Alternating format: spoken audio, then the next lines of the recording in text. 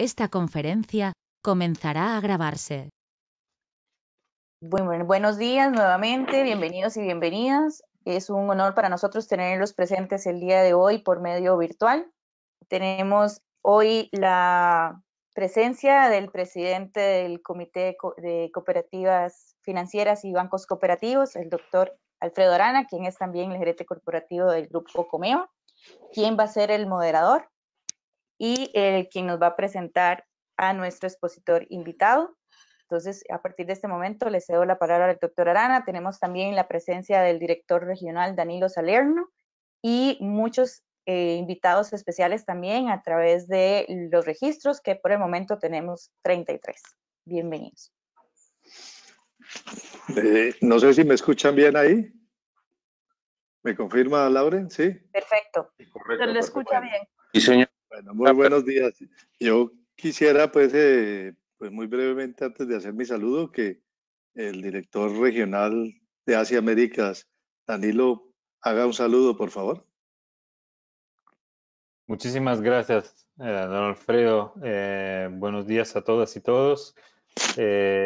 También le estoy entregando el saludo por parte de nuestra presidenta, Graciela Fernández, que hasta el momento está teniendo algunos problemas técnicos. En estos días es muy frecuente, ayer también lo tuvimos, pero espero se pueda unir más adelante.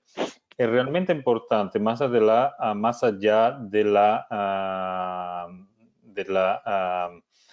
de todo lo que estamos haciendo en esta época, enfocarnos y reflexionar hoy en día sobre la conjuntura actual y perspectivas económicas. Gracias al COFIA por organizar este webinario específicamente. ¿Por qué lo digo? Fuera de la formalidad. Porque, como saben, Cooperativas Américas estaba organizando algo con un webinario con la CEPAL. La CEPAL la semana pasada presentó su boletín dedicado al impacto del COVID sobre las empresas y el sector privado. Entonces, prepararnos de manera virtual y virtuosa a este encuentro de CEPAL con el webinario que hoy nos propone el COFIA será seguramente enriquecedor y contribuirá a todos los servicios que desde la oficina regional, Cooperativas Las Américas y sus comités, en este caso el COFIA, se están brindando a nuestras asociadas desde toda la región. Gracias, doctor Alfredo, gracias, Lauren y Carla, por el apoyo que estamos dando y le deseo éxito con esta actividad. Muchas gracias, Danilo, por su saludo desde Italia, ¿no? Está en este momento. También inicio yo con un saludo, pues, en nombre del Consejo de Administración de Asia Américas, especialmente de su presidente, Graciela Fernández, quien ayer pues, nos anunció que con mucha ilusión que iba a estar presente en esta reunión, pero seguramente lo hará un poco más adelante cuando resuelva sus temas técnicos. Un saludo también al comité. Don Alfredo, su voz se está cortando. El propósito tanto del comité como del el Consejo de Administración es brindar, como ya lo decía Danilo, espacios de reflexión, espacios de recibir información importante de cara a afrontar pues esta inédita situación que estamos teniendo en el mundo empresarial, en el mundo cooperativo y en el mundo personal también, porque todo esto toca todos los ámbitos de la vida. En ese orden de ideas, pues nosotros lo que queremos es generar un espacio donde reciban una información importante. Estamos seguros de que Daniel es un extraordinario conferencista, un economista de gran reconocimiento en Colombia y yo creo que ya en otros países. Y hoy nos aportará pues muchas luces y muchas ideas para seguir tratando de que nuestras empresas cooperativas sufran el menor impacto posible de esta pandemia y que sobre todo tengamos claridad y orientación para seguir apoyando a nuestros asociados en poder sortear un momento tan complejo que estoy totalmente convencido vamos a superar bien y al final vamos a tener una América o unos países pues con mucho más orientación social, con mucha más capacidad de generar soluciones que recojan las inquietudes de todos los ciudadanos de este continente. Inicio, pues ya procedo con la lectura de la hoja de vida de Daniel para luego cederle la palabra a él y para que proceda con su presentación, no sin antes decir pues las gracias a todos los que han participado en la organización de esta conferencia, tanto personas de Asia Américas, pues Lauren, Carla y el mismo Danilo, y las personas de Comeva pues que participaron en ayudarnos a organizar este seminario. Daniel Velandia es Head de Research y economista jefe de Credicorp Capital. Es un economista de la Universidad del Rosario. Tiene una maestría en economía de la misma universidad y cuenta con una designación de CFA. Cuenta con 15 años de experiencia y previamente se ha desempeñado en cargos de docencia, investigación económica y del sector financiero. Fue profesor e investigador de la Universidad del Rosario, profesor en el Colegio de Estudios Superiores de Administración CESA, especialista de análisis económico del Fondo de Pensiones Scandia Colombia y se desempeñó como director de research de ultrabursátiles comisionista de bolsa. Ha estado a cargo de la dirección del área de research de Credicorp Capital Colombia desde abril de 2010. Es economista jefe desde enero del 2016 y en julio de 2018 fue designado como Head of Research de Credicorp Capital. En 2012 fue catalogado como uno de los 100 gerentes más exitosos de Colombia por la revista Gerente y en 2019 como uno de los mejores líderes del país según la revista La Nota Económica.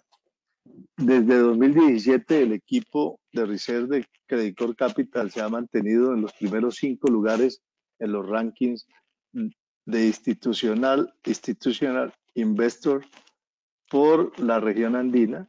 En 2014 y 2016 el área de research de Credicorp Capital Colombia fue catalogada como la mejor del país y la mejor del país en análisis macroeconómico y de los mercados de acciones y de renta fija, según una encuesta realizada por la Bolsa de Valores de Colombia y el diario Portafolio a inversionistas institucionales y del sector corporativo.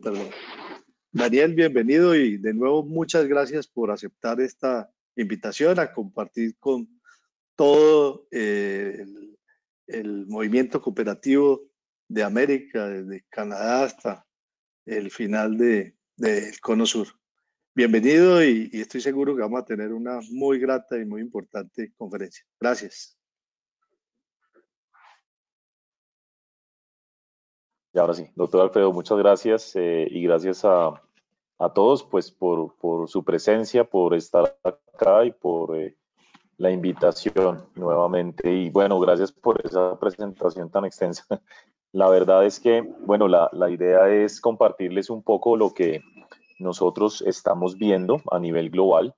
Sé que aquí están reunidas personas de muchos países de América y por lo tanto no, pues me voy a concentrar en países particulares, pero sí, pues voy a hacer comentarios primero generales de lo que está pasando actualmente en el mundo y por otro lado, sí haré comentarios rápidos de las economías principales de nuestra región de América Latina, pero como digo, sin entrar en detalles, si no nos llevaría creo que hasta un día entero hablar de cada país.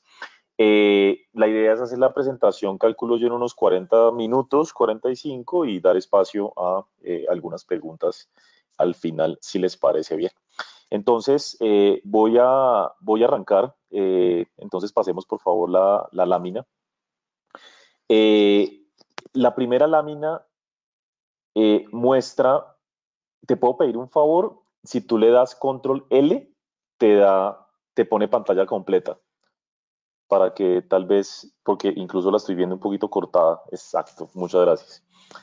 Em, em, esta tabla refleja o muestra las proyecciones de crecimiento económico del Fondo Monetario Internacional y está supremamente actualizado. Esto está bastante caliente, salió hace tan solamente 2 semanas y refleja en la columna de la mitad del 2020 una contracción histórica en la economía mundial. Si ustedes ven el primer renglón, aparece una contracción de casi el 5%. Esa contracción es la más alta desde la Gran Depresión de los años 30. Digamos que lamentablemente en la medida en que han venido pasando los meses, se han venido inclusive recortando sistemáticamente cada vez más las proyecciones de crecimiento económico y por lo tanto la contracción esperada para el 2020 es bastante alta. Si ustedes ven los números de esa columna del 2020, uno, digamos que entra en shock, ¿no es cierto? No es normal, de nuevo, es histórico, completamente histórico, pensar en la posibilidad de un Estados Unidos contrayéndose 8%, toda Europa 10%, con países como Francia o Italia casi un 13%, Japón 10%. Realmente es una locura. Y no me malinterpreten, pero sí, sí hay venezolanos, pero la verdad es que yo nunca me imaginé ver contracciones de la actividad económica como las de Venezuela, que hemos visto en los últimos 5 o 7 años, pero para toda la economía a nivel mundial. O sea, realmente esto es algo sin precedentes, algo que creo que ya ni siquiera los abuelos habrán vivido, porque realmente estamos en la crisis económica mundial más fuerte de los últimos casi 90 años. Entonces, esa es la realidad. Lastimosamente, si ustedes bajan allá al final, hacia la parte baja de la tabla, está América Latina y el Caribe, y la contracción esperada es una de las más altas en el mundo, no solamente por parte del Fondo Monetario Internacional, sino por la mayor parte de analistas, incluyéndonos nosotros. Ustedes ven que América Latina se contraería este año 9.4%.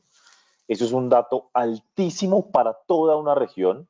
De hecho, es lamentable que, digamos, quitando los países más pobres de África, América Latina va a ser la región de peor desempeño en el contexto mundial. Si ustedes me preguntan por qué pasa eso, básicamente, lamentablemente, por un manejo político desastroso por parte de varias economías de la región y en particular por un manejo económico muy malo de grandes economías de la región. De hecho, ustedes pueden ver caídas esperadas de Brasil y México también notables. Al final, los países que más pesan dentro del PIB de la región son Brasil, México y Argentina, y esos 3 países tendrán marcadas contracciones de la actividad durante este año. Aquí hago una pausa para decirles, yo sé que por obligación casi que voy a tener que hablar de temas políticos en la presentación. Honestamente, yo soy analista de un banco de inversión que tiene presencia en Perú, Chile, Colombia, Estados Unidos, Londres, Panamá, Bolivia, ¿no? Entonces tenemos el conocimiento de toda la región y la verdad es que a mí como analista, mis jefes me dicen, oiga, no hable de política con los clientes. Bueno, pues es obligatorio hablar de política con los clientes porque mucho de lo que está sucediendo en el mundo y en particular esas fuertes contracciones en Latinoamérica tienen mucho que ver con lo político. Créanme que yo no tengo sesgos o trato de no tenerlos, ¿no? Porque sé que cuando uno habla de política puede tocar fibras y hay gente que se apasiona con la política. A mí no me gusta la política, no me gusta ni 5 la política, pero tengo que hablar de la política porque al final las decisiones políticas llevan a resultados económicos y sociales significativos. Al final, las decisiones políticas son las las que conducen, digamos, a los resultados generales de nuestras economías. Entonces hago como ese paréntesis y esa aclaración, porque definitivamente tendré que hablar algo de política, pero créanme que lo hago desde lo más objetivo posible y sobre todo, para mí lo importante es concluir, llevar lo político hacia lo económico al final. Hay un ruido bastante marcado, yo creo que hay alguien que no tiene mute, entonces para que por favor, porque la verdad estoy escuchando un ruido muy fuerte y como que no me logro concentrar.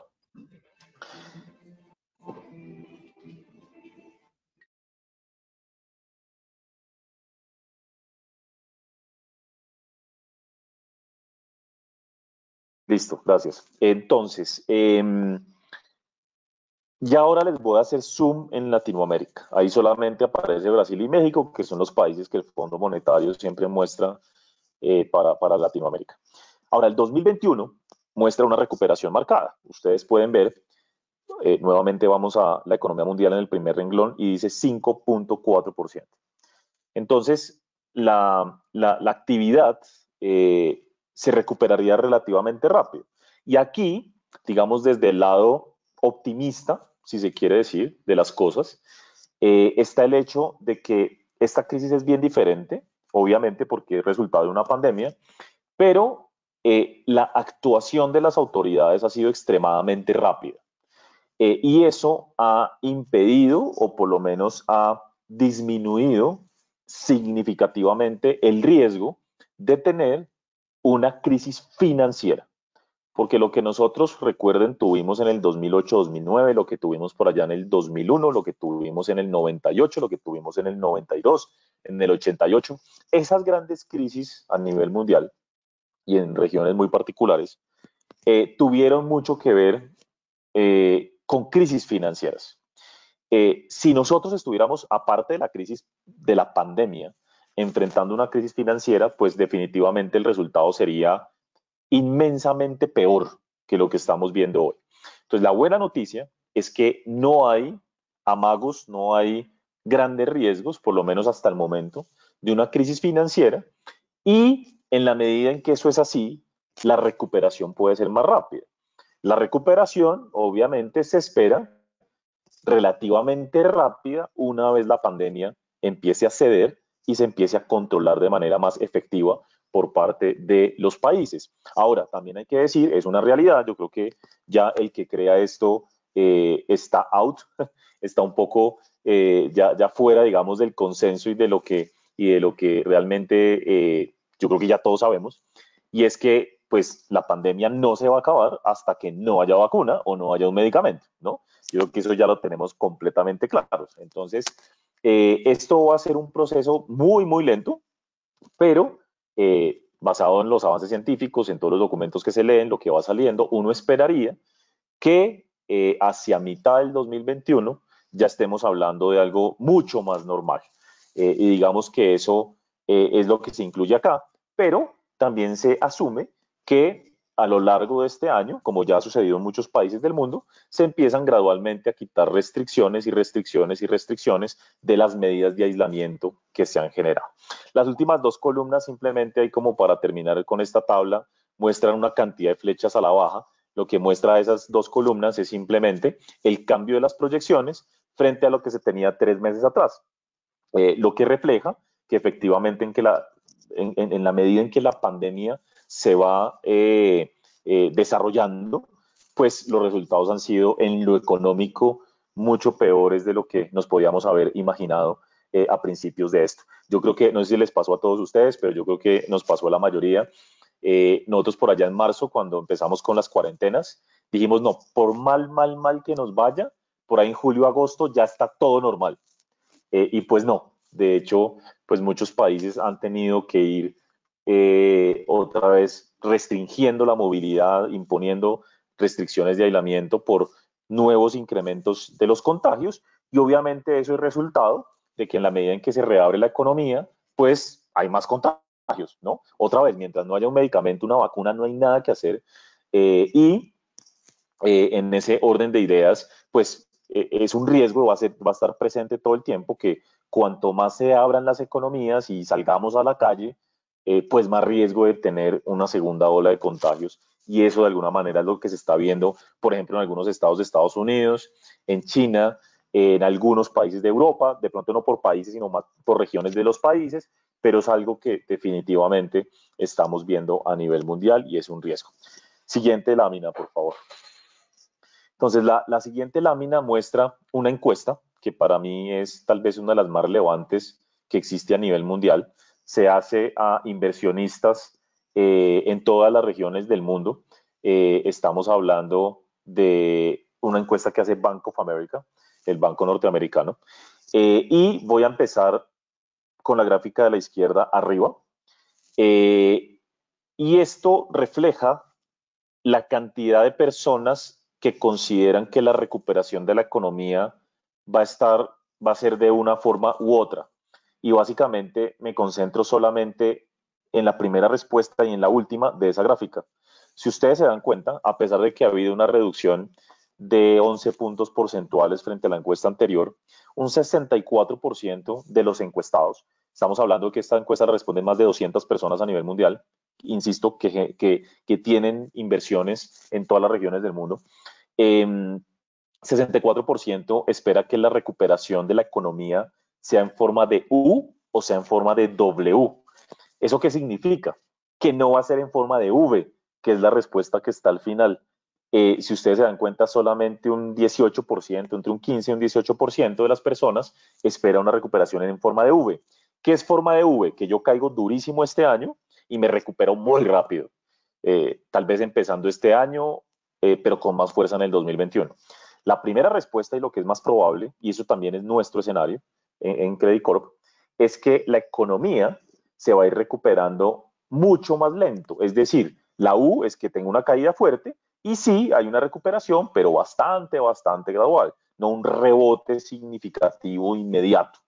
La otra posibilidad es una forma W, y la W viene atada a la posibilidad de que en la medida en que la economía se va reactivando, eventualmente el virus vuelva a crecer y tenga que volver a cerrar las economías. Entonces la economía cae duro, marzo-abril, se está recuperando desde mayo y puede volver a caer en los próximos meses si es que los gobiernos tuvieran que tomar nuevamente medidas de aislamiento más restrictivas. De hecho, la gráfica a la derecha refleja eso. Se le pregunta a los inversionistas cuáles son los principales riesgos para la economía y la mitad de los encuestados considera que el principal riesgo es una segunda ola de coronavirus. Y definitivamente ese es el principal riesgo para la economía, para el mundo, para la salud, para los empresarios, para absolutamente todos. Digamos que el principal miedo que tenemos es que tengamos o tengan los gobiernos y las autoridades que nuevamente tomar medidas más restrictivas de aislamiento, porque eso tendría un impacto pues mucho mayor sobre la actividad económica y la verdad, sobre todo sobre lo social, que es tal vez una de las principales preocupaciones, porque esto está dejando unas secuelas muy fuertes en lo social, básicamente por un marcado deterioro del mercado laboral en todos los países del mundo.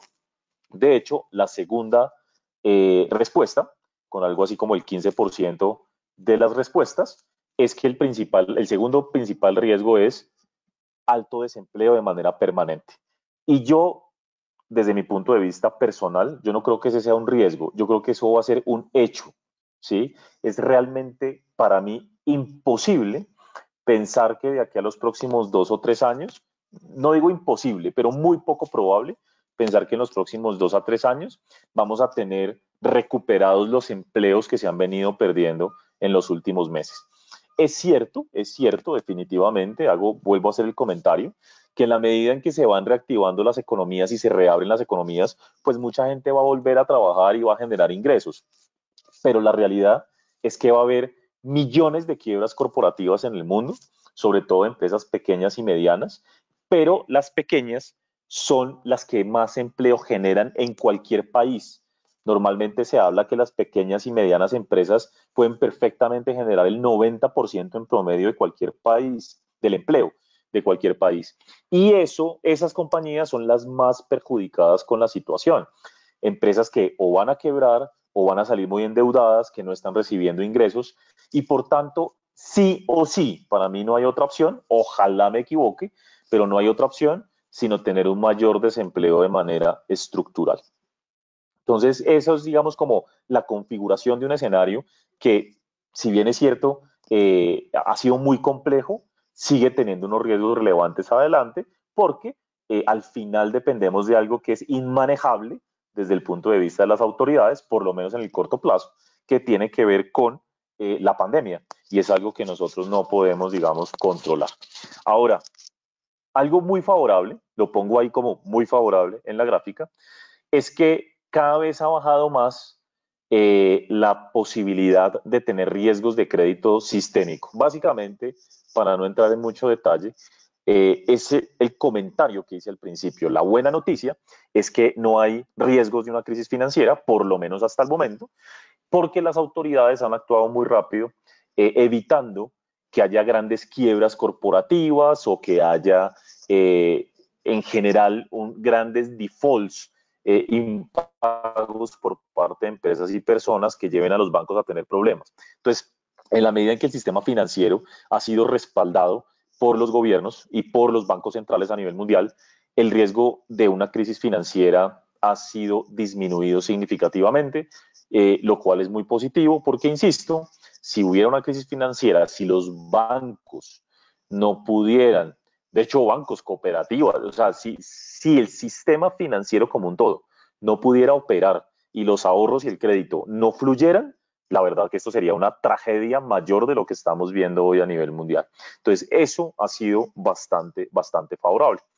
Y termino, la de la izquierda me la salto, la de la derecha abajo, muestra el mundo cómo va a cambiar, cómo creemos los economistas que el mundo cómo el mundo va a ser en los próximos años tras el control eventualmente de la pandemia. Lo primero es que va a haber un cambio en la forma en que se relacionan los países. Básicamente vamos a tener países que van a querer negociar con países diferentes, las relaciones económicas van a ser diferentes, entre otras razones por la segunda respuesta que aparece ahí, que es un incremento en el proteccionismo. Lo que estamos viendo entre Estados Unidos y China, lo que estamos viendo con países de pronto en la región que se han venido cerrando un poco más, incluso como Argentina, México tomando algún tipo de medidas, etcétera, etcétera. Ese tipo de comportamientos que ya se veían venir desde antes de la pandemia, seguramente se van a profundizar en adelante. Por ejemplo, hay una tesis interesante y es que de aquí en adelante muchos países van a querer alejarse un poco de China porque el hecho de estar tan concentrados en China en un momento como el actual amplifica los efectos negativos sobre el comercio internacional. Una vez China se cerró, el mundo colapsó, ¿no? Entonces, digamos que la relación económica de los países va a cambiar y lo otro es que va a haber seguramente un sesgo hacia proteger las industrias nacionales. O sea, todo esto va a llevar seguramente a un nacionalismo, a pensar en el empleo local en detrimento del comercio internacional y esto va a ser un debate bien complicado en los próximos años. Y el tercer punto que aparece ahí es que vamos a tener nuevos y mayores impuestos. Esto es un hecho, o sea, esto no hay forma de escaparse de mayores impuestos en el futuro, hay que prepararse para eso. Como dijo la directora del Fondo Monetario Internacional, que los gobiernos que gasten lo que puedan y hasta donde alcancen para evitar un impacto mayor sobre las economías. Pero por favor guarden las facturas, ¿sí? Porque todo este gasto, todo lo que están haciendo los gobiernos para poder sostener las economías, las personas y las empresas, lo tiene que pagar alguien. Y ese alguien somos nosotros. Entonces, al final, la previsión es que hacia finales del 2021, seguramente, pero más hacia el 2022, tendremos reformas tributarias en la mayor parte de países del mundo para, en gran parte, pagar todo el endeudamiento que estamos teniendo actualmente en los países para sortear esta crisis. Y bueno, hay otros puntos ahí que no creo que valga la pena mencionar, aunque sí, tal vez, si ustedes ven algunas cosas, hablan sobre todo de lo social, temas ambientales. O sea, el mundo cambió. La realidad es que vamos a tener una nueva normalidad, lo que conocíamos antes ya no va a ser, y el mundo se está preparando para todo esto. Me preguntan mucho qué sectores son los más beneficiados en el futuro. Pues digamos los que pueden de alguna manera parecer un poco lógicos, sobre todo ya habiendo atravesado varios meses de la pandemia, el sector tecnológico, con este tema de la virtualidad, se está acelerando muchísimo los desarrollos tecnológicos. También todo lo que tiene que ver con salud, con educación. Todo esto, digamos, es lo que está llamado probablemente a liderar el mundo en el futuro. Y los sectores más perjudicados, y por mucho tiempo, son todos los que tienen que ver con contacto personal, ¿no? Y con eventos masivos. Entonces, lo que es transporte aéreo, temas de ocio, hotelería, turismo, la verdad que se estima que esos sectores se pueden recuperar en un lapso de 4 a 5 años. La verdad va a ser un proceso muy doloroso porque los patrones de consumo y de comportamiento de empresas y personas van a cambiar con toda esta realidad, ya lo están haciendo, y en particular esto de la virtualidad es bien diciente de la nueva normalidad que vamos a tener hacia futuro. Siguiente, por favor.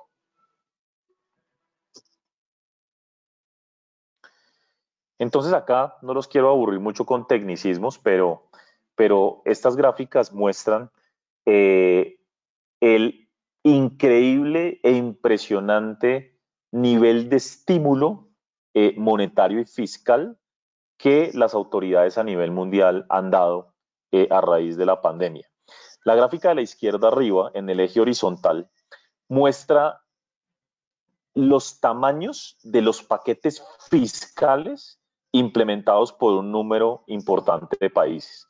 Y la verdad es que es increíble que, por ejemplo, Alemania ha destinado 40% del PIB de un año para afrontar la situación. Italia casi un 33% e inclusive países de nuestra región como Chile, Brasil, Perú, Colombia, más de 10 puntos del PIB en estímulos fiscales. Esto es histórico, nunca en la historia se había visto una reacción de esta manera. Se estima que lo que están inyectando los países de ayudas en esta oportunidad puede ser 2, 3, hasta 4 veces lo que se hizo en la crisis 2008-2009 y por tanto son medidas sin precedentes para un escenario sin precedentes. La gráfica a la derecha, arriba, muestra algo que la verdad a mí me parece increíble, es difícil de verdad de creer, y es que el Banco Central de Estados Unidos, la Reserva Federal, está inyectando actualmente en promedio 40.000 millones de dólares diarios. Yo no sé si ese número a ustedes les quepa en la cabeza, porque a mí se me dificulta, pero 40.000 millones de dólares diarios es algo así como el PIB de todo un año, más bien no todo el PIB, pero por ahí el 15 o 20% del PIB de países como Chile, como Perú, como el mismo Argentina, el PIB de todo un año, el 15% del PIB de todo un año, en un solo día inyectado a los mercados financieros.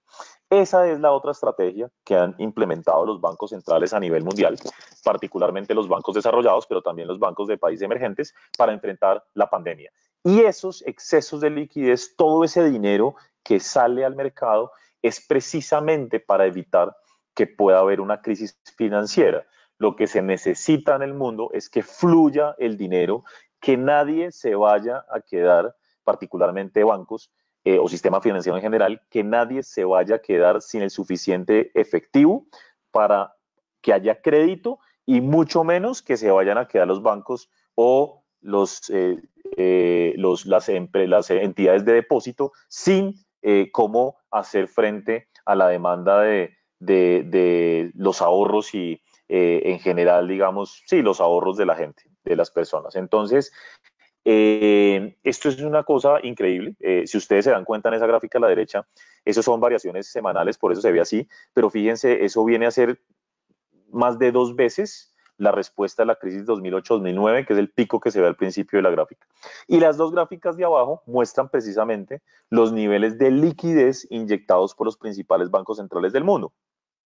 La gráfica a la izquierda muestra que en la última temporada la Reserva Federal ha inyectado cerca de 4 trillones de dólares en cuestión de un par de meses. En la crisis anterior inyectó 2, o sea, exactamente el doble. Y no solamente la Reserva Federal, como se ve en la gráfica de la derecha abajo, sino bancos como el de Inglaterra, Japón, Suiza, Europa, han hecho lo mismo y han empezado a estimular monetariamente a las economías. Entonces estamos también nadando en liquidez, el dinero no escasea en los mercados financieros y eso es una buena noticia, particularmente para lo que, insisto en el comentario, es evitar una crisis financiera. Se necesita a toda costa evitar una crisis financiera para que la economía no tenga un impacto mayor y se pueda recuperar, de hecho, de manera más rápida. Sigamos, por favor.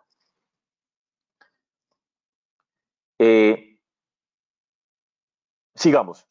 Esta no, me la salto y ya es básicamente esta misma gráfica de la izquierda. La gráfica a la izquierda muestra el monto de bonos en el mundo que tienen tasa de interés negativa. O sea, el mundo cambió desde la crisis 2008-2009 y con la crisis actual, ese cambio, ese nuevo paradigma en los mercados financieros se está profundizando.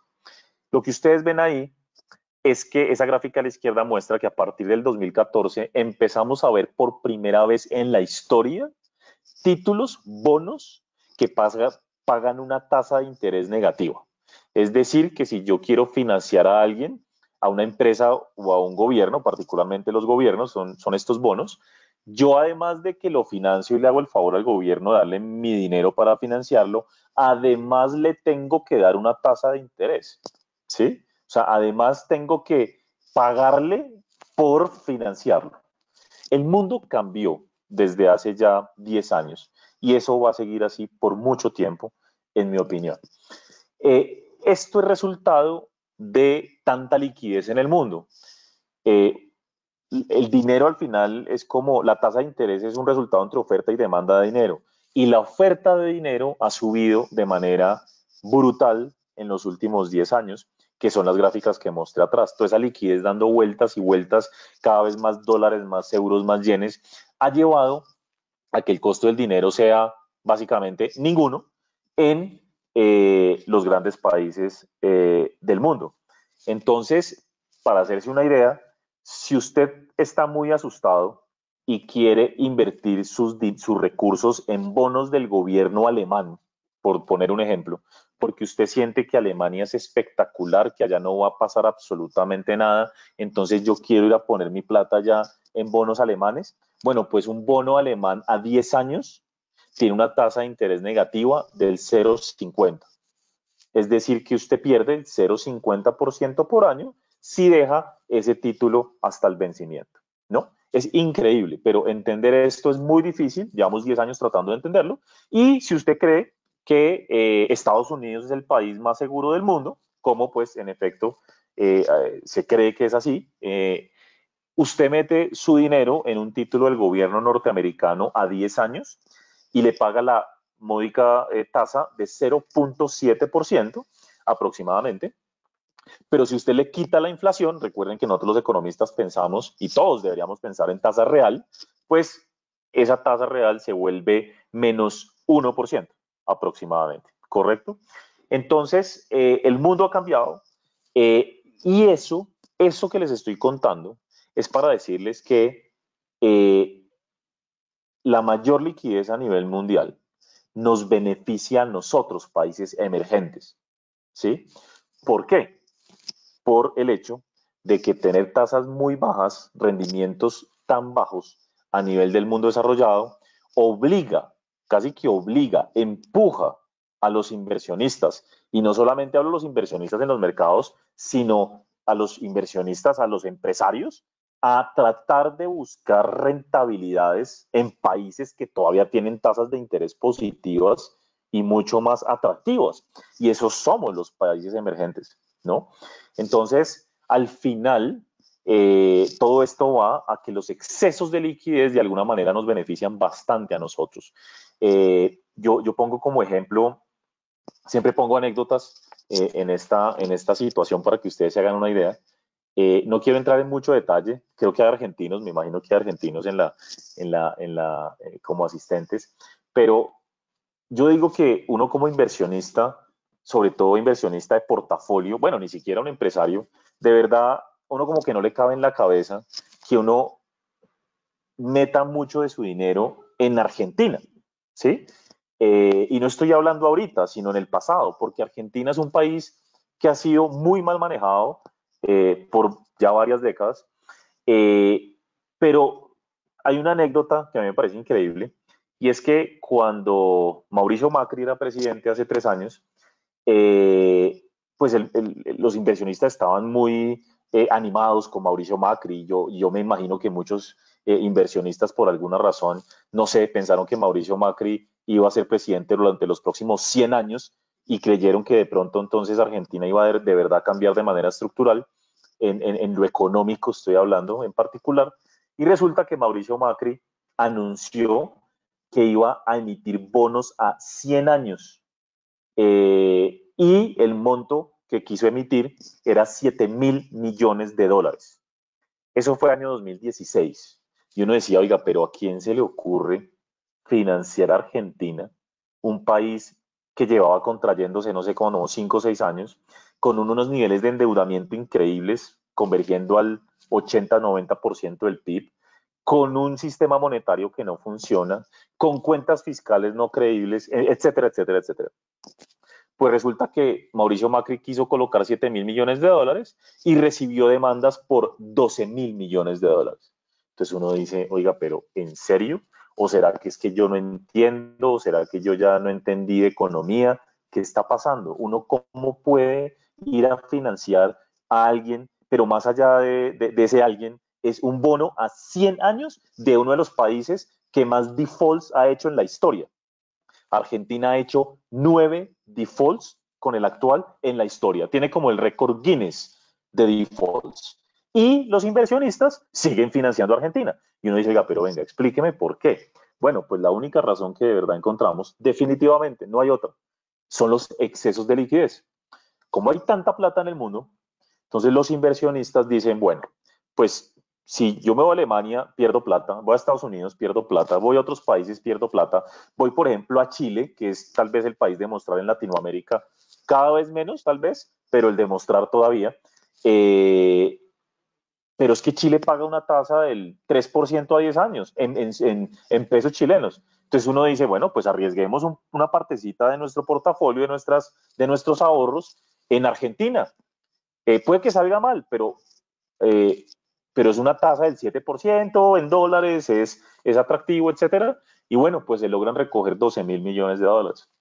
Entonces, ese es solo un ejemplo de cómo, a pesar de las dificultades que tengamos nosotros, países emergentes, los excesos de liquidez nos ayudan un montón, muchísimo, porque los inversionistas, no solo de portafolio, sino los inversionistas también reales, los empresarios, buscan pues países que den más rentabilidad que lo que está dando hoy Europa o Japón o el mismo Estados Unidos, ¿no es cierto? Eso nos ha beneficiado bastante, es un simple ejemplo. Por ejemplo, Brasil es un país que tiene infinidad de problemas en lo económico, y no hacen más que llegar flujos de inversión porque la tasa de interés en Brasil es bastante atractiva, eso debe estar por los lados del 7%, entonces, ¿qué país le paga a uno el 7% a 10 años en un bono? Y obviamente la tasa de interés interna también es más alta, entonces los proyectos son más atractivos, etcétera, etcétera, etcétera. Entonces, como que el mercado ahorita está un poquito fuera de la noción de lo económico y lo social y lo político, sino que hay tanto dinero en el mundo que al final algo nos llega a los países emergentes, y eso es una buena noticia. Dicho eso, les quería mostrar esa gráfica a la derecha, una caída histórica en los flujos hacia mercados emergentes. Salieron 90.000 millones de dólares solo en marzo. Nunca nada igual se había presentado. La buena noticia es que por lo menos eso ya se estabilizó y estamos viendo entradas muy leves, pero al fin y al cabo entradas de flujos hacia mercados emergentes nuevamente a partir de mayo realmente. Sigamos, por favor.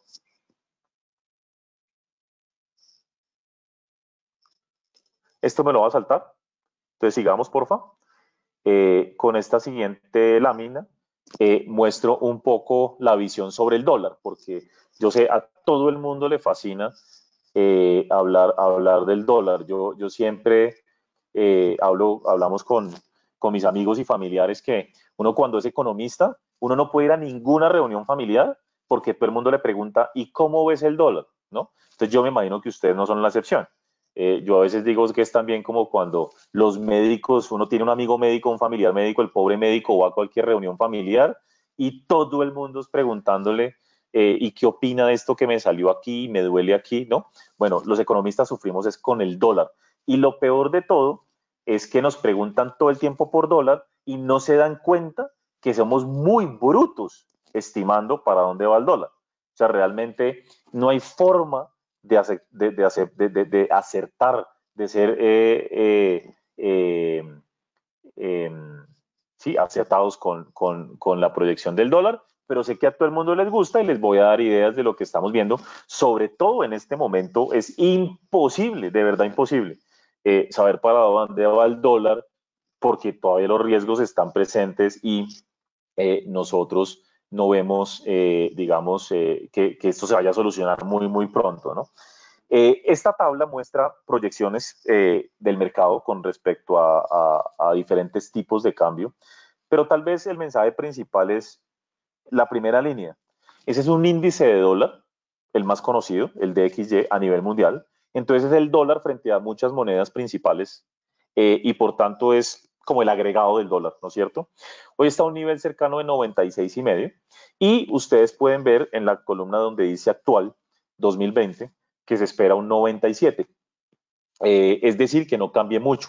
Y si ustedes empiezan a bajar por esa columna que dice actual, para el euro, que hoy está cerca de 1.13, se espera 1.14, para la libra, que está a 1.25, 1.25, 106, yen 106. Es decir, el mercado cree que de aquí a diciembre, porque son proyecciones a diciembre, el dólar en general va a estar muy similar a los niveles actuales, ¿sí? Eso, en mi opinión, es traducción. No tenemos ni idea de para dónde va el dólar, ¿sí?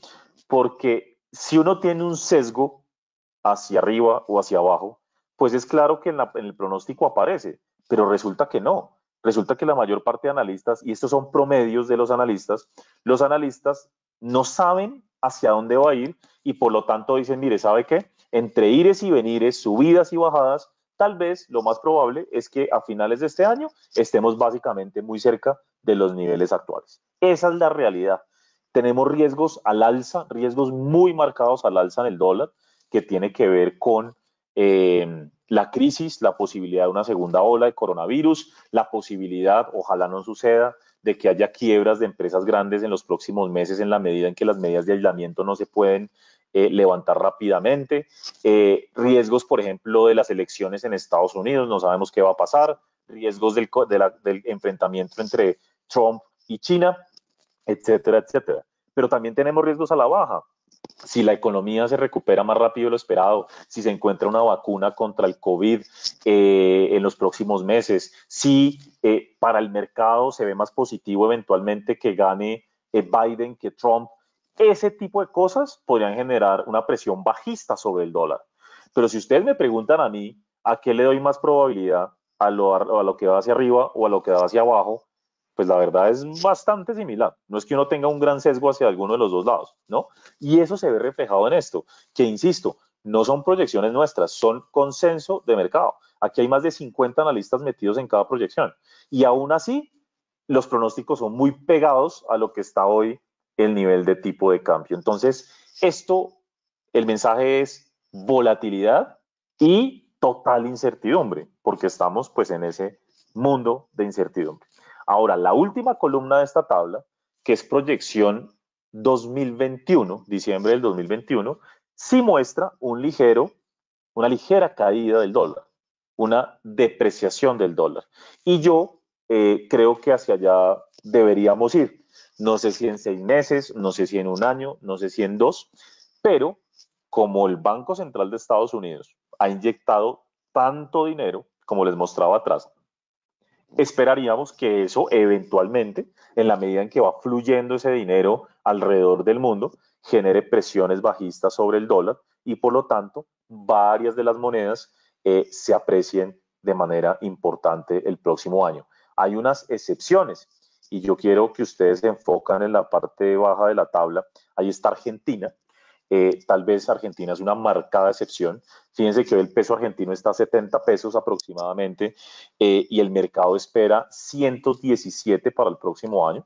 Nosotros también creemos que va a haber una depreciación muy marcada. Argentina está en un proceso de default y Argentina tiene básicamente cerrados los mercados, entonces es difícil pensar de dónde le van a llegar divisas. Claro, a Argentina le van a llegar divisas pues del comercio, pero no va a haber créditos, no va a haber nuevos, nuevos flujos de divisas importantes y eso debería llevar a que el peso argentino se deprecie. Bueno, y la verdad creo que es la única excepción dentro de la región como posible depreciación de la moneda. Tal vez el peso mexicano, que se espera que se quede más bien estable frente a lo que está hoy, y también tiene que ver mucho con ruido político de la administración de López Obrador, que enseguida les voy a mencionar. Entonces, siguiente, por favor. Aquí hago zoom a nuestra región y les menciono algo que llevo mencionando ya hace varios meses, que no me avergüenza mencionar porque es una realidad, y es que parece ser que los economistas no estamos haciendo proyecciones, sino apuestas, ¿no? ¿Y por qué digo esto? Porque cojamos solo dos países para hacer el ejercicio. Miren Chile, columna 2020 y 2021. El consenso, el promedio del mercado, cree que la economía chilena va a caer 6%. Nosotros tenemos una caída del 7% para Chile. Pero el más pesimista dice que va a caer 8% y el más optimista dice que solamente 3%. Por lo tanto, hay una diferencia entre el mínimo y el máximo pronóstico de 5 puntos porcentuales. Eso es una locura. Eso es altísimo. Nunca había pasado esto en la historia de la humanidad, o por lo menos desde que tenemos datos. Antes uno decía, oiga, Chile va a crecer 2, y el más pesimista decía, no, va a ser 1,5, ¿sí? Pero esta cosa de que si va a ser -3 o -8 o -10, parecen apuestas, no proyecciones. Y miren Argentina. Argentina es más diciente todavía. De hecho, Argentina es muy parecido a Perú. El más pesimista dice 17% de contracción económica. El más optimista dice no, solamente 6,8, que igual es una barbaridad. Pero la diferencia entre los dos pronósticos es 11 puntos porcentuales. Y no solamente para este año, sino que para el próximo es igual. Hay quien dice que la recuperación va a ser lenta y otros que dicen no, esto va a ser rápido. Y miren, pues imagínense ustedes, si estos somos nosotros que apenas hacemos proyecciones, ¿cómo les toca a las autoridades? Ustedes saben lo que es que una economía se contraiga el 15% o el 10% o el 8%, el impacto social y económico que eso tiene. Eso es una locura. Realmente no quisiera, de verdad, estar en los zapatos de las autoridades que están teniendo que lidiar con cosas que, pues la verdad creo que nadie se imaginó nunca tener que lidiar, ¿no? Entonces, aquí voy a dar algunos mensajes importantes. Yo les decía, nosotros somos chileno-colombiano-peruanos. Credit Corp Capital está basada en esos 3 países. Tenemos oficinas en los 3 países, pero también cubrimos Argentina, Brasil y México, lo que pasa es que con menos profundidad, no somos locales. Pero aquí les voy a hacer varios comentarios agregados. Si ustedes se dan cuenta, en el consenso, ahora ubiquémonos solamente en las líneas de consenso, las contracciones más bajas esperadas están para Chile y Colombia en la región, -6 y -5. Y al mismo tiempo, para esos 2 países se esperarían una recuperación más rápida. Es decir, después de caer 6%, Chile podría crecer 5% el próximo año, Colombia después de caer 5%, avanzar 4%.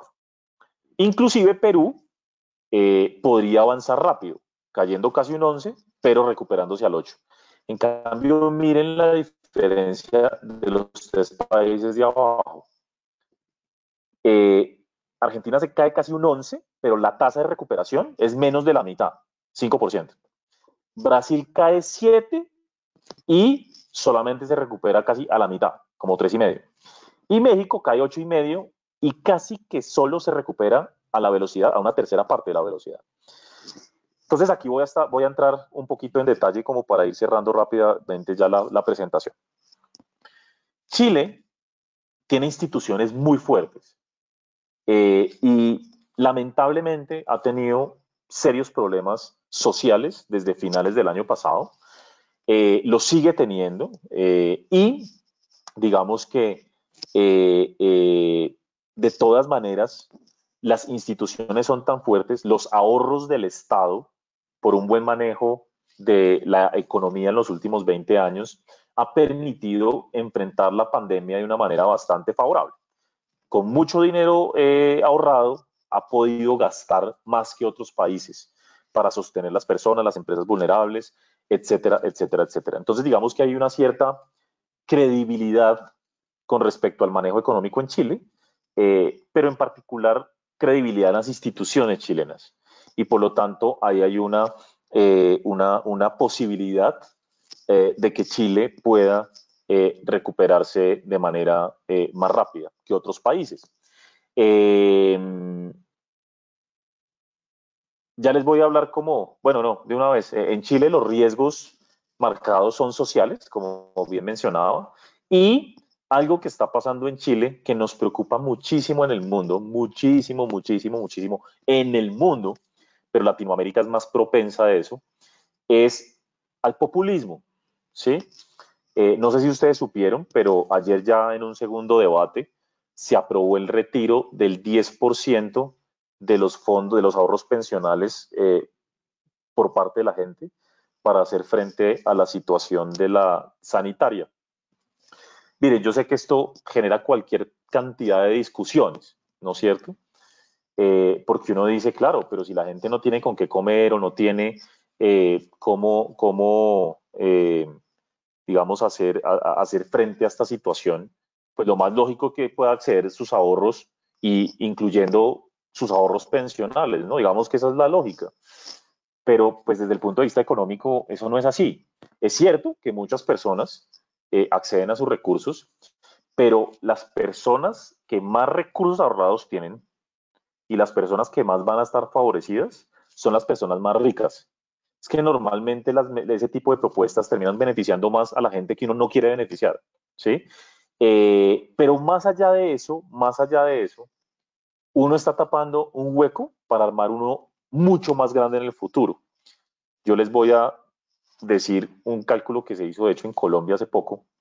Más o menos le dice a uno que usted retira hoy 10 pesos, por decir algo, pero va a dejar de recibir en el futuro algo así como 40 en el acumulado. Eso es una locura, ¿sí? ¿Y por qué? Porque usted está descapitalizando su pensión, ¿no? Entonces está tapando un hueco, la gente se va a gastar eso en cuestión de 2 días, porque así pasa en nuestros países. Yo no sé, hay una anécdota acá del día sin IVA en Colombia, se declararon 2 días sin IVA, y entonces la gente va y dice, no, estoy en crisis, todo está en crisis, el desempleo, y todo el mundo va a comprar celulares, televisores, computadores, y uno dice, pues ojalá sea para trabajar, pero eso no es así, eso no es así. Entonces, ese tipo de medidas distorsionan absolutamente todo y pueden terminar teniendo un efecto mucho más negativo en el mediano y largo plazo, y así va a ser, les aseguro que así va a ser, pero bueno, son decisiones que se toman. En Perú se tomó la misma decisión de poder retirar el 25% de los ahorros pensionales. Imagínense ustedes, países como Perú, que la verdad muy pocas personas se pensionan, pues ahora sí que a este paso ninguna se va a pensionar porque descapitalizaron completamente sus cuentas pensionales. Entonces, es un tema, a lo que voy es que el populismo va a venir muy duro, y el populismo entiéndase como medidas que suenan bien, pero que son una tragedia, ¿sí? Y son una tragedia en lo económico. Yo aquí antes les decía que no me malinterpreten. Nosotros tratamos de ser lo más objetivos posibles, pero es solo ver países como Argentina o como Brasil o como Venezuela, ¿no? Donde populismo, populismo, populismo, que al principio ideas que suenan muy bien, que son atractivas para la población, pero que en el mediano y largo plazo lo único que hacen es desintegrar los países y no permitirlos crecer. Yo hablo con muchos argentinos y de alguna manera me dicen, no, es que sí, lo importante aquí son los ahorros y que el gobierno nos dé y el gobierno nos dé y el gobierno nos dé, pero pues, ¿cuánto lleva Argentina sin crecer? ¿No? No tiene acceso a mercados, no tiene un sector exportador fuerte porque además, o sea, es fuerte el sector exportador, pero ponen impuestos a las exportaciones. Si ustedes me preguntan, yo no conozco más países, por lo menos de los que yo cubro, donde uno ponga impuestos a las exportaciones, ¿no? O sea, todo eso genera unas distorsiones que al final no ayudan. Y si no, insisto, vean los números de crecimiento de esos países que han empezado con pequeñas medidas populistas, pero que se han ido agrandando en el tiempo. Y ese es un riesgo. Ahí hice el paréntesis, porque Chile, que es el país de mostrar, está pasando por una situación complicada en términos políticos y sociales, y si Chile le está pasando eso, pues en adelante le puede pasar a cualquier otro, ¿no? De hecho, empieza a dar temor en Colombia, porque Chile ya aprobó lo del retiro pensional, o está en proceso, Perú ya lo aprobó, Colombia ahí en la mitad como que no hace nada, pero posiblemente nos lleguen ese tipo de medidas que, insisto, suenan bien en el corto plazo, ayudan a la gente sin duda en el corto plazo, pero que termina siendo una tragedia en el mediano y largo plazo. Entonces, al final, pues yo cambio consumo futuro por consumo actual. Sí, me gasto la plata hoy, sobrevivo hoy, pero pues olvídate de tu pensión, ¿no? Ese digamos, es el debate más grande, y el tema pensional es solo un ejemplo. Allá atrás hablaba del proteccionismo y ese tipo de cosas que normalmente está demostrado no ayudan en el largo plazo. Lo que pasa es que en este momento de crisis obviamente todos vemos el corto, pero es un tema. Entonces hice ese paréntesis porque es transversal. Colombia es un país que le ha ido relativamente bien en el manejo de la pandemia, relativamente bien. Tiene bajos números de casos por millón de habitantes, bajas muertes por millón de habitantes, y eso ha sido bastante favorable. Y hay algo bien interesante con Colombia que siempre hacemos digamos, una acotación, y es que Colombia, a diferencia de muchos otros países de la región, tiene muchas ciudades grandes, ¿no? Y la capital, Bogotá, solamente representa algo así como el 26% del PIB nacional. Para que ustedes se hagan una idea, Santiago representa el 42% del PIB chileno y Lima 45% del PIB peruano. Entonces, en la medida en que los contagios son focalizados, sobre todo en Bogotá, por ejemplo, o Cali, lamentablemente, o Barranquilla, yo estaba haciendo las cuentas. Esas tres ciudades suman algo así como 35% del PIB, ¿sí? O sea, hay un 65% de la economía colombiana que está pudiendo operar de mejor manera y con más sectores, ¿sí? Entonces, Colombia tiene como esa característica que lo permite un poco como balancear, y yo creo que eso es positivo y debería reflejarse en una recuperación que puede ser un poco más rápida que en otros países, y eso es lo que se nota aquí en esta tabla, ¿no? Cae el 5, pero se recupera el 4. Nosotros somos un poquito más pesimistas para este año, tenemos una caída del 7 en Colombia, pero subiendo casi un 5% el próximo año. Perú ha pasado un muy mal rato, ha sido tal vez uno de los países con peor administración de la pandemia. La tragedia en Perú es política. Básicamente nada funciona en lo político, porque Perú en lo económico me parece un gran país. Nosotros somos peruanos, la compañía es peruana, y la verdad es que Perú ha hecho un muy buen trabajo económico en los últimos 20 años, pero en lo político ha sido un desastre, ¿no? Entonces, uno de los temas más complicados que tuvo Perú en los últimos 2, 3 meses durante la cuarentena es que no pudo hacer llegar las ayudas rápido, no se ponían de acuerdo en muchas cosas y por lo tanto la gente empezó a incumplir las cuarentenas, porque en Perú la informalidad es muy alta, 70% de informales hay en Perú, lo que implica que la gente, si no le llegaban las ayudas rápidas, pues tenía que ir rápido a buscar ingreso y empezó a salir a las calles. Entonces, los contagios se dispararon significativamente y la economía en esos 2 primeros meses de cuarentena, donde la gente trató de aguantar, cayó durísimo. Es la economía que conocemos, ha caído más fuerte en toda Latinoamérica. En el mes de abril, el PIB cayó 40%. Y digamos que realmente es una tragedia. El desempleo en Perú se duplicó y 1 de cada 2 limeños perdieron el trabajo en los últimos meses. Entonces digamos que esta es una situación complicada. La buena noticia es que en Perú hay muchos recursos, como les digo, es más ineficiencia pública, pero hay muchos recursos porque desde el punto de vista económico las cosas se han hecho bien. Entonces la expectativa es que una vez los flujos vayan irrigándose, todos esos dineros se vayan irrigando y las políticas públicas como que vayan ganando en eficiencia, Perú puede recuperarse más rápido. Y por eso cae muy duro este año, pero también tiene las tasas de crecimiento más altas esperadas para Latinoamérica el próximo año, cercana al 8%. Nosotros también tenemos proyección cercana a ese nivel. ¿Cuál es el riesgo político? Perú tiene elecciones en abril del próximo año y pues con todo lo que está pasando es una gran pregunta, no solo en Perú, sino en todas partes, quién va a ser el presidente, ¿no? Y qué tendencia va a tener el presidente. Igual aún es muy temprano para decirlo. Y Argentina, Brasil y México, bueno, Argentina, ya hablé un poco de Argentina.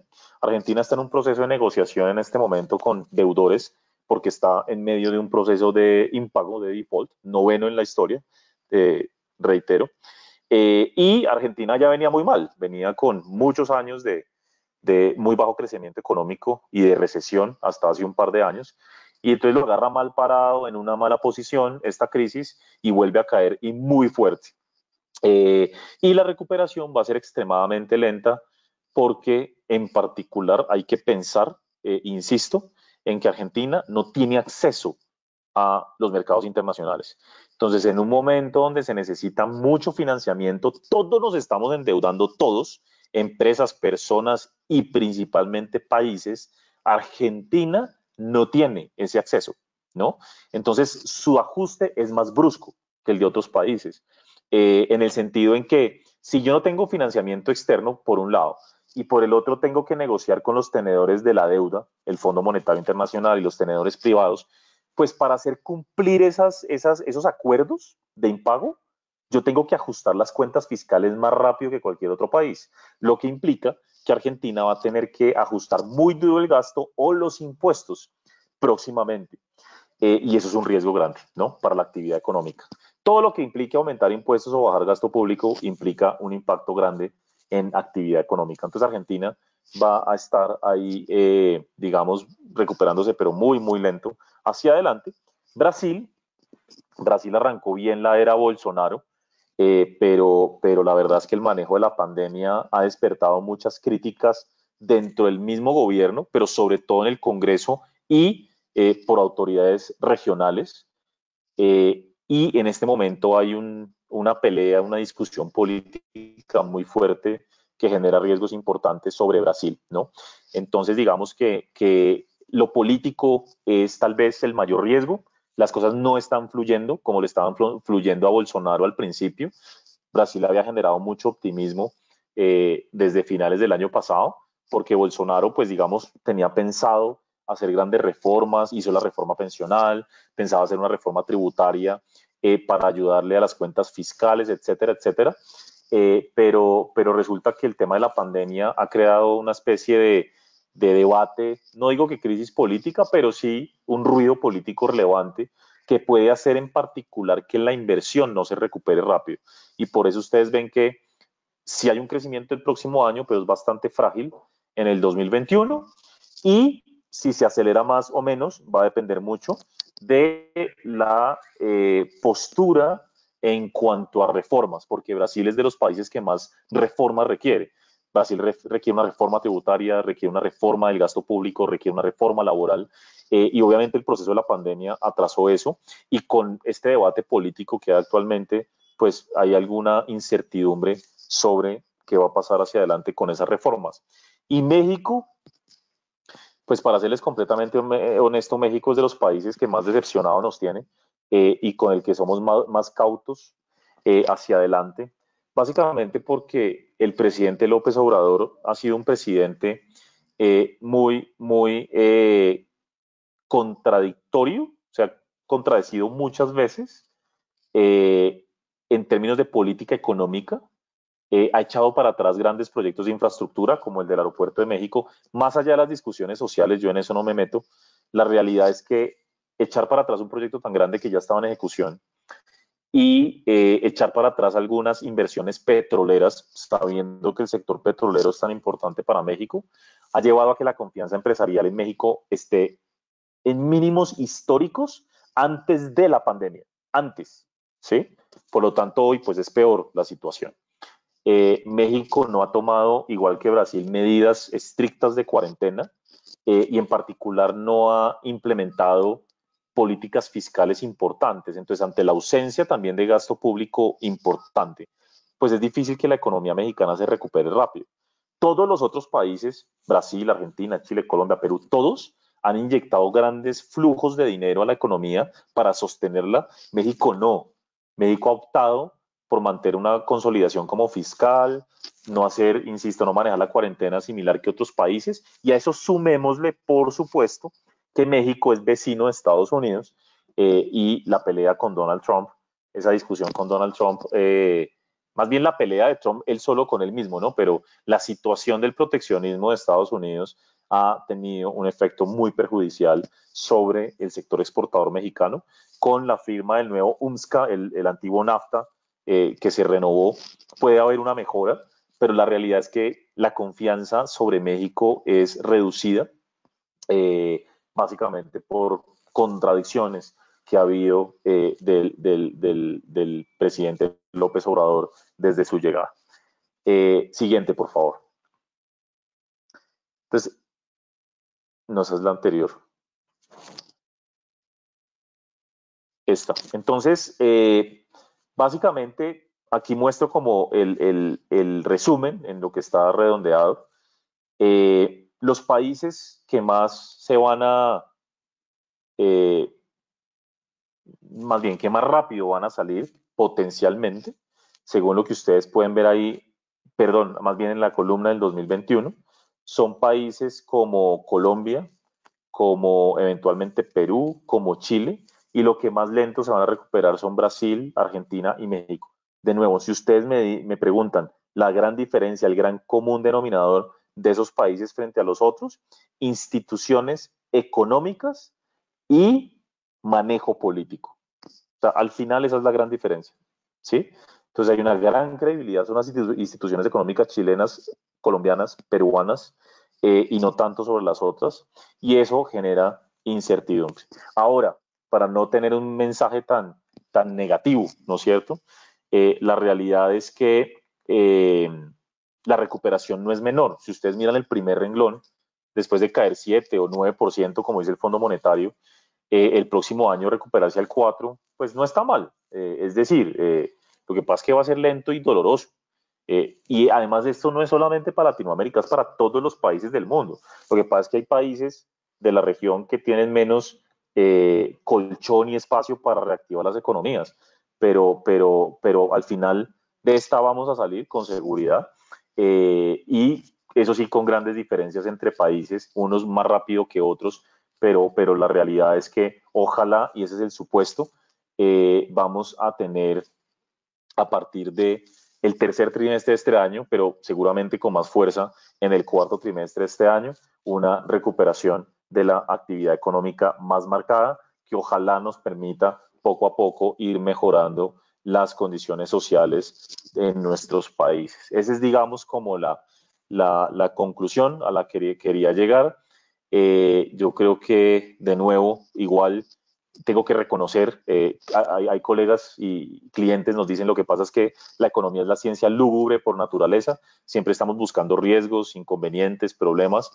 Yo no soy así, la verdad, yo siempre soy más bien del lado optimista, de ver el lado optimista de las cosas. Yo creo que aquí va a haber muchas oportunidades hacia futuro. Lo que pasa es que también es cierto que cuando uno está inmerso en la peor crisis económica en 100 años, pues así que uno pueda ser optimista todo el día, no es tan fácil, ¿no es cierto?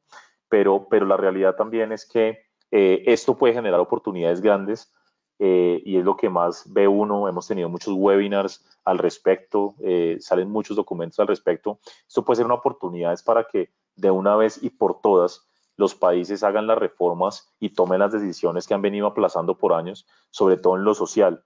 Uno de los temas que más, tal vez, más claro ha dejado esta pandemia es las desigualdades que hay en nuestra región, las desigualdades sociales.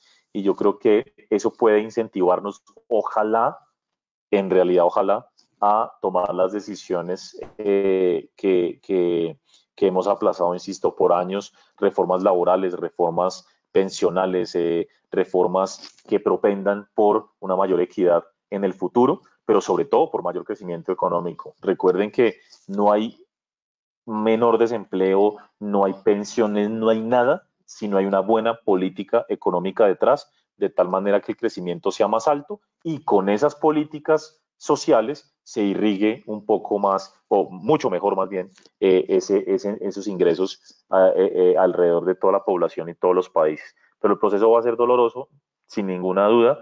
Lo que pasa es que, insisto, para muchos va a ser una gran oportunidad, sobre todo porque cuando hay crisis es cuando se dan las principales consolidaciones de las economías y los sectores, ¿no? Empiezan las fusiones, las adquisiciones, hay muchos movimientos empresariales alrededor de esto. Un gran ejemplo son las aerolíneas. Ese mundo cambió, va a cambiar, va a haber mucha inversión seguramente a futuro, desinversiones también, y eso pues al final también va a generar muchas oportunidades y sin ninguna duda todos creemos, y es nuestra convicción en Credit Corp, que lo de la virtualidad va a generar muchas oportunidades porque nos hemos dado cuenta, creo yo, todos nos hemos dado cuenta que somos más eficientes ahora que antes.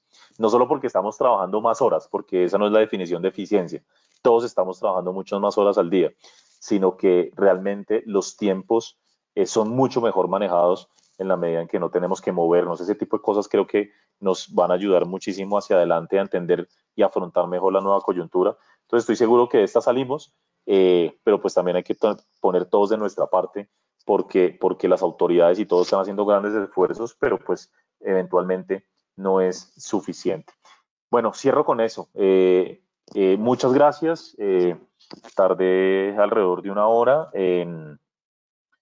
Y bueno, la verdad, les confieso que tengo unos 10 minutos para preguntas solamente. Entonces, pues bienvenidas las que pueda haber. Muchas gracias nuevamente por la invitación.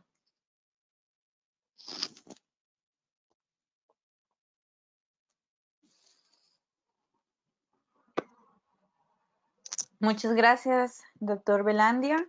Bueno, sí, con cuestiones de preguntas, sí tenemos 7 registradas. Voy a hacerlas en orden de que se fueron registrando con el fin de que usted nos pueda ir evacuando y nos dice cuándo su tiempo se ha terminado, ¿verdad? Y podemos ver la forma así de extender en algunas otras. Perfecto. Entonces, la primera pregunta que tengo registrada es la siguiente. La hace el participante Hugo Silveira de la cooperativa Fuserep Uruguay. Dice, ¿cómo ve usted el movimiento cooperativo a nivel de Latinoamérica? ¿Está preparado para atravesar estas crisis económicas? ¿Quedarán cooperativas por el camino? Bueno, muy buena pregunta y gracias por ella. Miren, yo creo que obviamente va a haber empresas del sector o firmas del sector que tengan inconvenientes. Es que, de hecho, hasta los mismos bancos, algunos bancos pequeños de varios países pueden quedar en el camino, pero pequeños. Digamos, nosotros no esperamos un impacto significativo o sobre compañías relevantes, ni en el sector bancario, ni en este caso en el cooperativo. Nosotros hemos hablado, de hecho, con algunos miembros del sector en nuestros países, y la verdad es que aquí puede salir es fortalecido el sector, ¿no?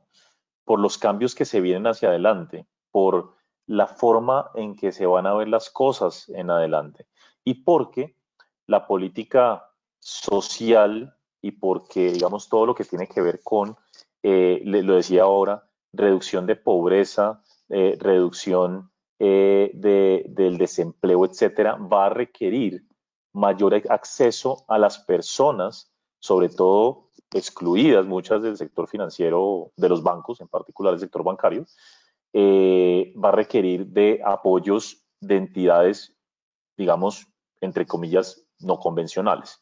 Y eso incluye eventualmente a las cooperativas. Eso es una tendencia que hemos visto en varios países de la región, inclusive en Colombia, donde yo resido. Cada vez hay más ampliación de la base de clientes de este sector, y yo creo que van eventualmente a terminar siendo aliados de las autoridades para esa inclusión, ¿sí? De hecho, les comparto que en países como Chile nunca había habido medidas de liquidez monetarias tradicionales que incluyera las cooperativas, y las incluyó. Entonces antes les daba acceso a los bancos y le daba acceso a los fondos de pensiones y les daba acceso a las fiduciarias, a las fiducias, y resulta que en las medidas recientes se le da liquidez a las cooperativas, ¿no? Y esa es la primera vez que sucede. Y yo creo que esa es simplemente una tendencia a futuro que se va a reafirmar. En Perú nos han comentado, por ejemplo, que dada la alta informalidad, precisamente el sector cooperativo juega un papel fundamental para que las personas informales accedan a crédito, accedan a ahorros, buenas condiciones, ¿no? Y de alguna manera es una realidad. Yo, de hecho, tengo una esposa que trabaja en una cooperativa. Bueno, una esposa no, mi esposa, porque solo tengo una. Mi esposa trabaja en cooperativa y hablábamos de cómo realmente incluso la gente se siente como realmente dueña de la empresa, de alguna manera, ¿no? De la cooperativa. Cosa que nunca va a pasar en un banco, pues a no ser que uno compre acciones del banco, ¿no? Entonces yo creo que puede salir fortalecido bajo esa visión y estrategia de que lo social va a ser una prioridad hacia adelante, sobre todo con la gran afectación que va a haber en las personas y segmentos más vulnerables de la población. Perfecto. Entonces paso a la segunda por cuestiones de tiempo. Dice, es de parte del doctor Alfredo Arana, de Comodidad Colombia. ¿Qué cambios en el modelo económico capitalista deberíamos esperar después del COVID-19? ¿Tendremos más intereses en reducir la pobreza y mejorar la distribución del ingreso con relación a temas de empleo, formalidad, educación, salud y pensiones? Definitivamente sí, y yo creo que para eso iba el mensaje que di al final de la presentación. Yo creo que pues al final el impacto va a ser tan grande, las tasas de desempleo van a terminar siendo mucho más altas al final de la pandemia de lo que eran hace solamente 6 meses, que la política pública va a empezar a enfocarse seguramente más en eso.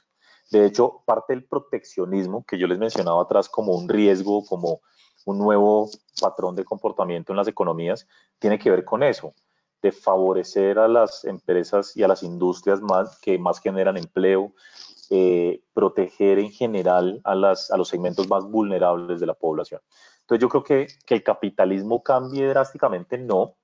Lo que pasa es que no quiero entrar mucho en ese debate, pero la verdad el capitalismo está demostrado que es el modelo económico que menos mal funciona, ¿sí? No vamos a decir que es perfecto, pero es el que menos mal funciona. Alguien me dijo alguna vez, mire, es que el capitalismo está diseñado desde hace 90 años para solucionar crisis, mientras que el socialismo es siempre preparado para armar crisis, ¿no? Entonces, digamos que el capitalismo no va a cambiar completamente, pero sí estoy casi seguro de que vamos a tener una tendencia a pensar más en lo social, en temas de empleo, etcétera, etcétera. Lo que pasa es que eso va a implicar discusiones muy complicadas. Y voy a botar una sobre la mesa. En Colombia tenemos salario mínimo, yo creo que en la mayoría de nuestros países hay salario mínimo, y una de las cosas muy necesarias, por ejemplo, en un país como Colombia, es o bajar el salario mínimo, que no creo, o tener salarios mínimos diferenciados por regiones. Porque los salarios mínimos, cuando son muy altos, y es el caso de Colombia, hace que haya mucho desempleo y mucha informalidad. Pero pues imagínense ustedes el debate de entrar a decirle a alguien que vamos a bajar el salario mínimo. Entonces, va a ser un debate político muy complicado, pero hacia allá debemos ir.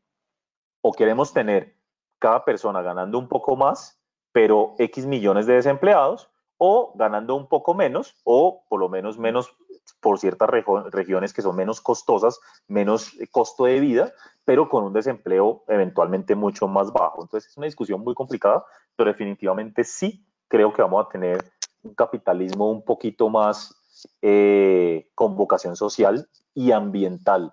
Y era otro de los temas que precisamente señalaba al principio de la presentación. Ok, gracias por esa respuesta. Sé que nos gustaría ampliar en cada una en algunos comentarios, pero voy a leer la tercera y la cuarta en una sola para que usted pueda responder dos en una.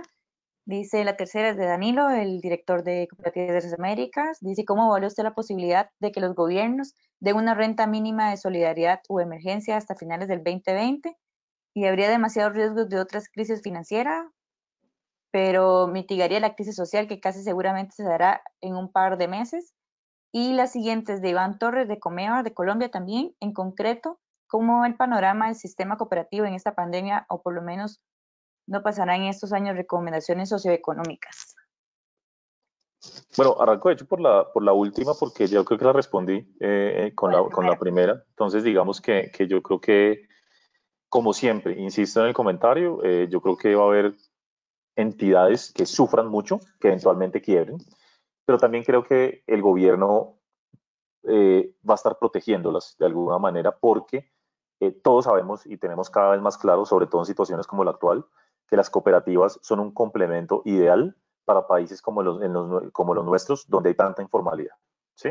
Entonces, como el acceso a los bancos, al sistema bancario tradicional, es tan complicado para millones de personas en nuestros países, yo creo que el sector cooperativo va a seguir siendo, de hecho, en muchos países una prioridad, pero eso no quiere decir que vaya a haber cooperativas que tengan problemas y eventualmente quiebren. Lo que pasa es que a veces uno termina pensando en estos sectores, quiebras no necesariamente son quiebras, son adquisiciones, normalmente se terminan consolidando los sectores, y yo me imagino muchas de esas cosas usualmente, y es más que si hay una en problemas, seguramente entra alguna más grande a adquirirla, y entonces se limita eventualmente la posibilidad como un impacto mayor en lo social de caídas de empresas de este tipo, de entidades de este tipo. Y con respecto a la primera pregunta, lo de la renta básica solidaria, miren, eso depende de cada país. Eso le suena a muchos ideal, es de ese tipo de cosas que desde el punto de vista filosófico diría ilógico, es decir, y lógico, que suena lógico, es tener una renta fija, pero no hay país que aguante eso, ¿sí? Yo les voy a dar un ejemplo. En Colombia, se empezó a discutir eso y se hicieron las cuentas, y creo que en Perú algo similar dio, y es que una renta básica mensual para todo el mundo, o todos los vulnerables, por un mes es como un punto del PIB. O sea, no hay país que aguante eso. No hay país, no existe el país. Probablemente Estados Unidos y Europa que lo hagan, porque ellos saben que hagan bien o mal las cosas, hay quien los financie. Pero es que cada cosa que los gobiernos gastamos en nuestros países, la termina financiando alguien de fuera de nuestro país, porque ahorita no tenemos recursos internamente, ¿sí? Entonces, si yo pongo una renta de 6 meses, 6 puntos del PIB, promedio, pongámosle por país, yo necesito 6 puntos de financiamiento para esa renta. ¿Quién me los va a dar? En un momento donde se recortan impuestos, donde la gente no está pagando impuestos, se le está difiriendo por varios meses, ¿no? O sea, es muy complejo. Entonces, es ideal, pero no lo veo. O por lo menos no lo veo como una situación estable o para todos los países. No lo veo, no lo veo, me parece poco probable. Más bien, creo que van a seguir los países eh, tratando de sostener ciertos segmentos de la población con transferencias, etcétera, por un tiempo más, pero no una renta básica universal. Entre otras cosas, definir ese umbral es imposible. Créanme que es imposible, precisamente ligado a lo que les decía, el salario mínimo. El salario mínimo en Colombia es equivalente, pongámosle, a $250 hoy, y nos parece alto. Imagínense ustedes discutiendo cuál es el nivel de la renta mínima, ¿no? Yo creo que eso es inviable en lo económico. Seguramente en algunos países se puede discutir más que en otros, dependiendo de la capacidad fiscal. Y el otro tema que hablaba de la crisis, pues miren, efectivamente creo que la pregunta va en la línea de la mayor preocupación que tenemos nosotros, y es el tema de lo social. Yo creo que va a haber un impacto muy grande, histórico. Hoy por hoy la gente de alguna manera tiene muchos alivios, las empresas también, por los bancos, por el gobierno, porque no están pagando facturas de servicios públicos, porque se les están dando créditos blandos, pero la vuelta de unos 6 meses, pongámosle, cuando ya no haya ayudas y esos alivios, ahí sí es la realidad, ¿cierto? Ahí sí es como la economía se recupere, a la velocidad que se recupere, la velocidad de creación de empleo, y ahí es donde nos vamos a dar cuenta que vamos a tener una gran crisis social en algunos países más que en otros, pero va a ser un impacto muy grande. Entonces, por eso decía que esto va a estar unido a temas políticos, ruidos políticos complejos, a propuestas populistas en muchos países, no estoy hablando solo de Latinoamérica. Pues de hecho Estados Unidos ya es un ejemplo de eso en algunos casos. Dicho eso, yo sí no espero una crisis financiera. Digamos que creo que la mayor experiencia de la crisis 2008-2009 fue el hecho de que una crisis financiera amplifica los efectos de cualquier recesión económica. Entonces, por lo tanto, yo sí espero que los bancos puedan tener algo de inconvenientes. De hecho, muchos van a tener pérdidas este año por primera vez, incluso en su historia, o en al menos 10 años. Pero eso no quiere decir que vaya a haber quiebras de bancos grandes, y el gobierno va a estar detrás de los bancos. Entonces, por ahora no vemos una crisis financiera, pero sí, claramente, un gran impacto en el sector bancario tradicional. Y por eso también les decía que el sector corporativo en ese sentido se vuelve un gran complemento para el acceso a personas, digamos, con menos recursos. Perfecto. Cerramos, si quieres, con este bloque. Tengo una pregunta más que es de manera general y dos que son específicas de país. Una me parece que está parcialmente ya respondida la respuesta. Una de las preguntas es: las cooperativas nos encontramos ante el dilema de apoyar a nuestros socios sin que el riesgo ponga en peligro la sostenibilidad de la cooperativa. ¿Qué recomendaciones nos puede compartir? Y las otras dos que son de país específico, una es: ¿qué visión tiene usted sobre la economía de República Dominicana, que sus ingresos dependen de servicios, ejemplo de la remesa de turismo en la espera de las proyecciones 2021? Y esa última, que parcialmente está ya dada su respuesta, dice: un analista argentino sostiene que un impacto económico hace esperable un periodo de desestabilización política. ¿Qué opina al respecto? Sí, bueno, la primera pregunta es la del millón, una de las más difíciles, pero al final yo digo que, a ver, hay que pensar en la sostenibilidad de largo plazo, definitivamente, pero tanto de las personas como de la propia entidad, ¿no? Y yo creo que todas las entidades financieras estamos en la misma situación. Yo creo que esto no va a durar toda la vida, y si hay que sacrificar un poco de nuestras utilidades, de nuestros ingresos, de nuestra rentabilidad por un corto periodo de tiempo para hacer sostenible el negocio y para ayudar al país, yo creo que es necesario hacerlo.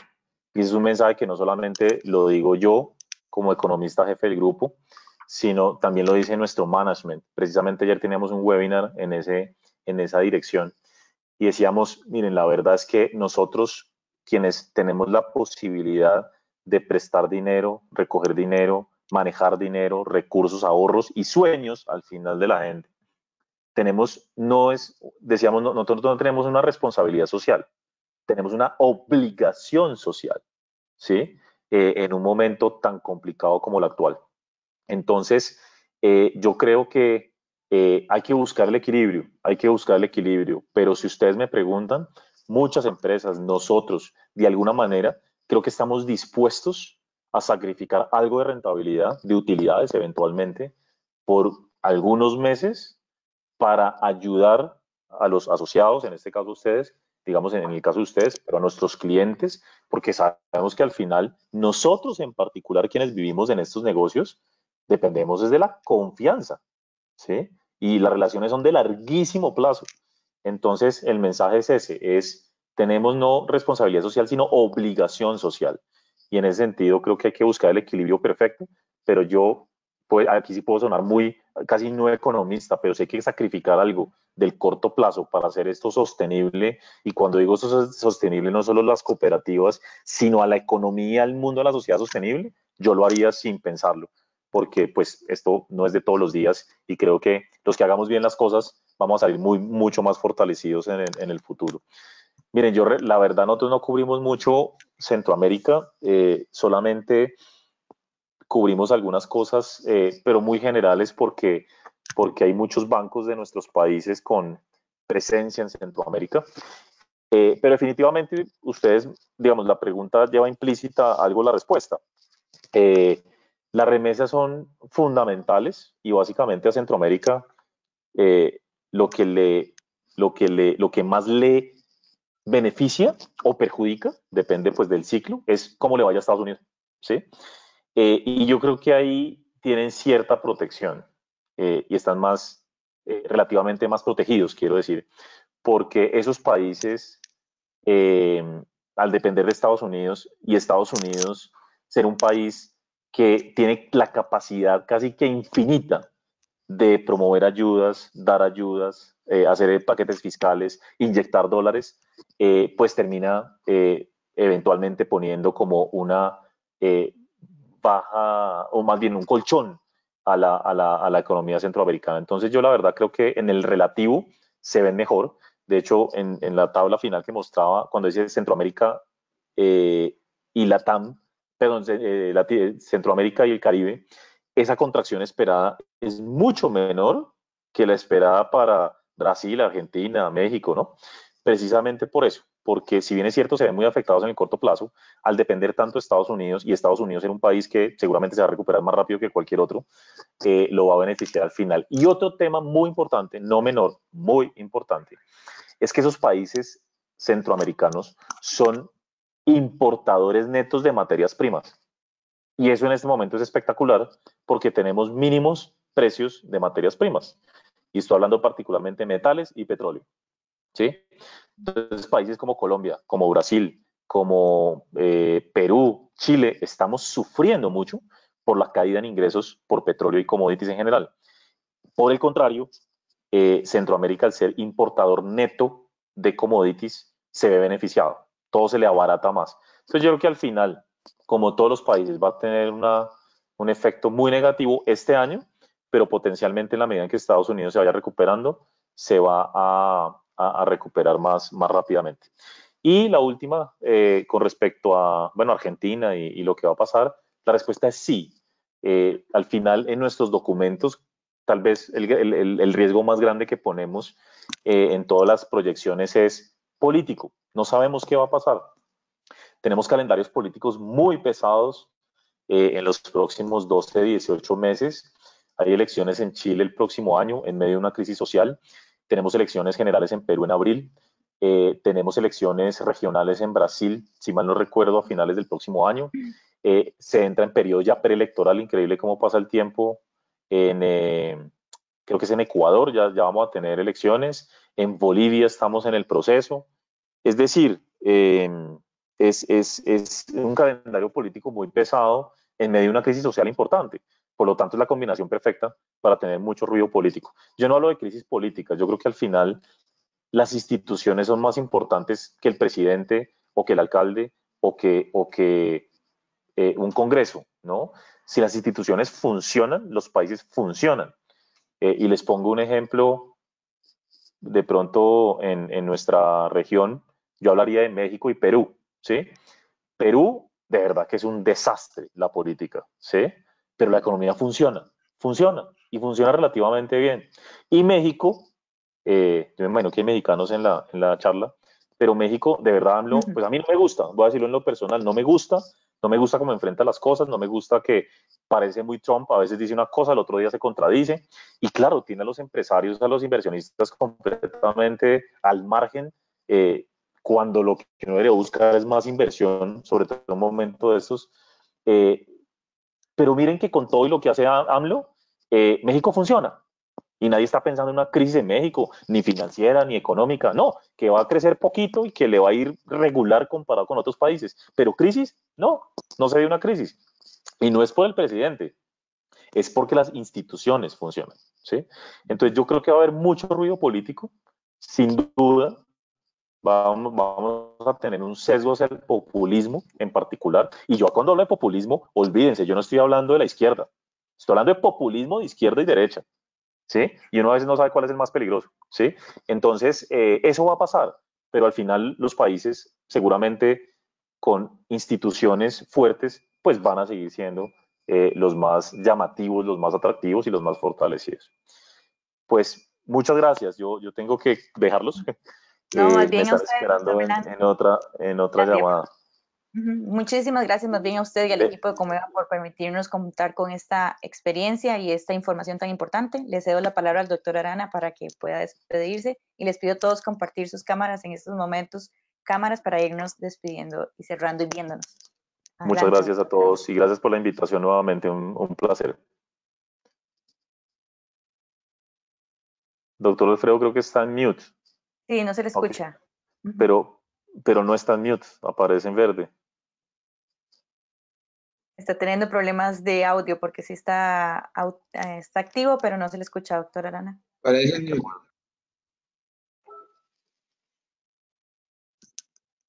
No, pero no está en mute. No. ¿O tú cuando silenciaste a todo el mundo, será que lo tienes apagado o no? No, ya está activo. Ajá. No. A veces pasan estas cosas, funciona en todo momento. Yo sé. Bueno. Sí, se le escucha. Ahí sonó. Bueno, solo agradecerle, Daniel, extraordinaria su presentación, desde los temas políticos, sus análisis. Como bien usted lo dijo, estos son reflexiones que quedan para que cada uno nos ayudemos con ellas a hacer mejor nuestro trabajo al frente de nuestras organizaciones, a proyectarnos hacia nuestros asociados en favor de ellos. Muy interesante su último planteamiento, donde nos invita a mirar que es posible que estemos sacrificando en el corto plazo algunos resultados, pero con una visión de largo plazo donde nuestras organizaciones saldrán fortalecidas. Muchas gracias a todos por su asistencia y esperamos que